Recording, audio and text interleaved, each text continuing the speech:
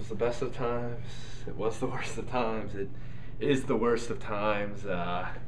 This little segment is to talk about the positive and negatives that we have seen in New York. And like Andy's reiterated, and I will say it to everyone, this trip is once in a lifetime. There's no doubt about it. What we've been able to experience.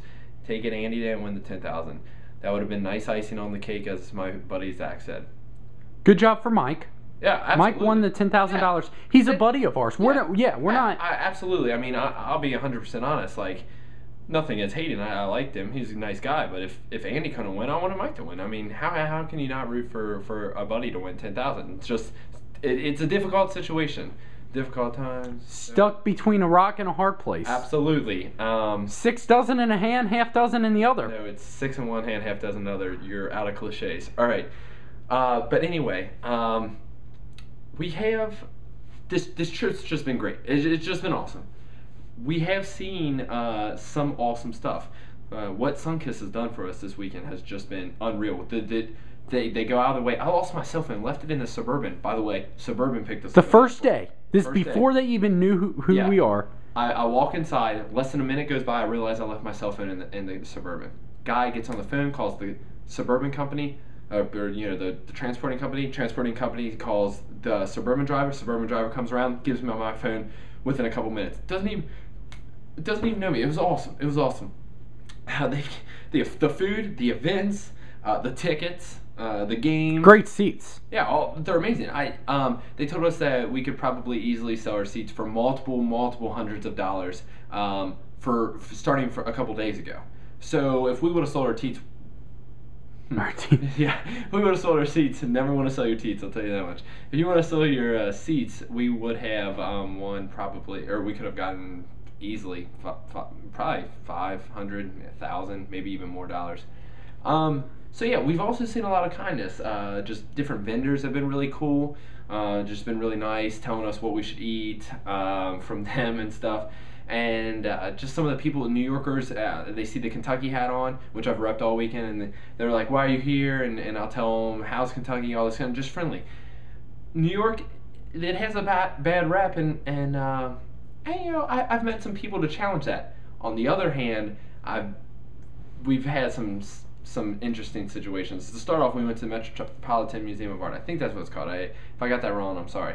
But we go through, and it's so big, you can't even tour it in one day. I mean, you have to take multiple days to really look at everything. So we're leaving, and I was like, you know what? It's a famous museum, perhaps the nation's greatest, maybe besides Smithsonian, I don't know. But so I go up to a curator, and she's, I don't know, 40s, maybe late 30s, something like that. And I was like, ma'am, I was like, let me just ask you a question. If you could visit one thing while you're here, if you could see one thing, what would you want to see the most? Without smiling, she goes, the exit. I was like, why is it like a cool design or something? I don't know. And she goes, no, because when you work here all day, that's all you want to see.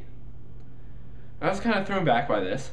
So of course Andy tries, he goes, okay. If you were a tourist and you were here, what would you want to see?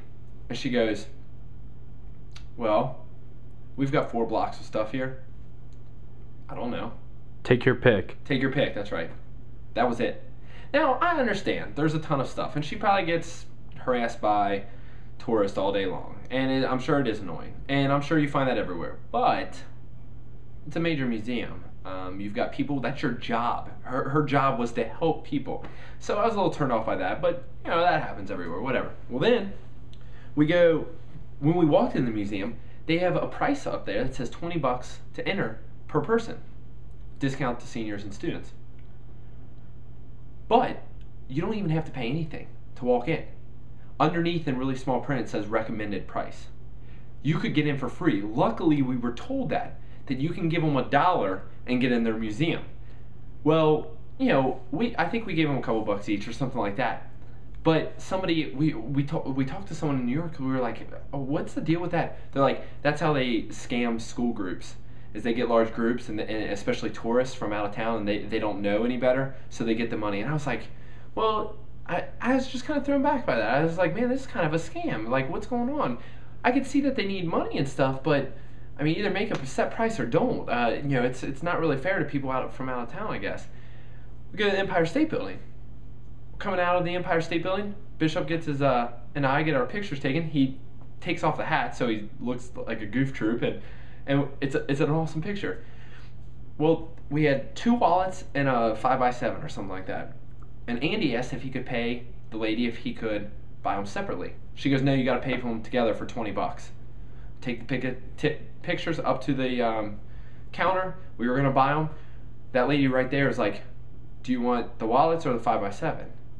Me and Andy turned to each other. Well, the lady back there said we had to buy both. She's like, no, you can buy one or the other. Once again, almost got scammed. Well, then today, I go to a vendor. I'm hungry. I get a hot dog and a pretzel.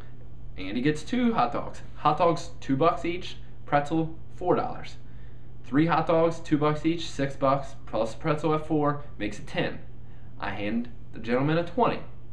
Man gives me back $6. I was a little confused. I didn't know what the price of the pretzel was, so I asked him, sir, what's the price of the pretzel? He says $4. Now, I stood there for a second, still like, what's going on? I thought, well, maybe this guy's hot dogs cost more than another guy's hot dogs. I don't know. But I didn't do the math quick enough in my head. I should have, but I was so like shocked. As I'm walking back, I realize, well, if the pretzel's $4 and the total bill was $14, that costs $10 total. 3 hot dogs at $10. Man ripped me off. Like, I could see if he was charging $3 for a hot dog, but the man charged $3.33. I got scammed for $6 or whatever. Yeah. Yeah, $6. No, $4. $4. Okay, I got 6 that's back. fine. Yeah, I got scammed for $4, and I'm just like, I understand. Like part of the reason probably should have been me being smarter about it, or at least me speaking up. Maybe I was too tentative, but it's just interesting. It's just a different way of life. You've got the good and the bad. I want to give New Yorkers the bad rep because I've met some pretty sweet New Yorkers. They're really nice. I thought it was absolutely ridiculous that Andy and Hayden got booed tonight.